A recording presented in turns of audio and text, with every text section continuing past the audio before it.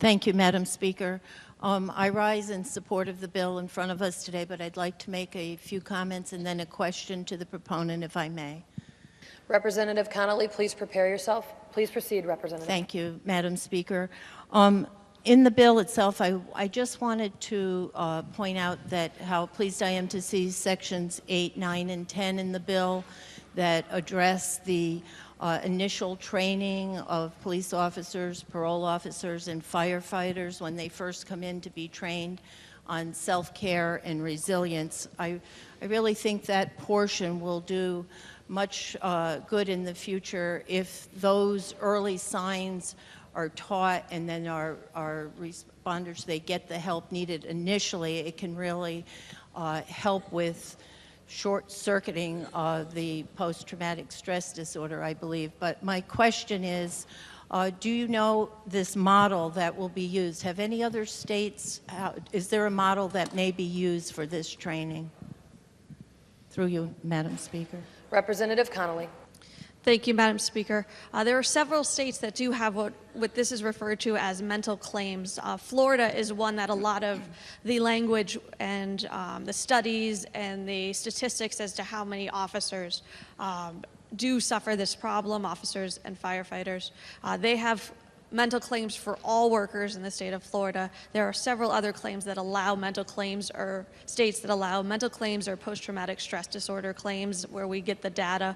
Our state did allow these mental claims for all workers up until 1993 when this body did change the law. So there is a variety of data. Through you, Madam Speaker. Representative McCarty.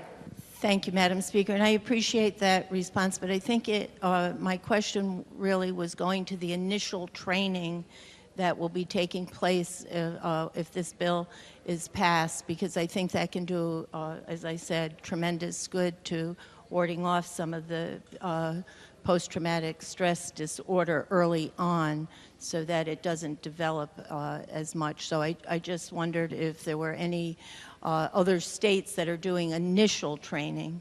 Through you, Madam Speaker. Representative Connolly. Through you, Madam Speaker, I am under the impression that other states and other areas that are not mandated do initial training and annual training about peer-to-peer and mental health wellness. Through you, Madam Speaker. Representative McCarty. Yes, and I appreciate that answer very much. And like so many of my colleagues here today, I certainly respect the work that is done in the field and express my gratitude for all of the stories that were shared today. But I would be remiss if I did not also add to the comments that were made today that I sincerely hope that going forward the EMS will be included and that study goes on, and that in the next session we will be able to provide these training and services for the EMS as well. So thank you, Madam Speaker.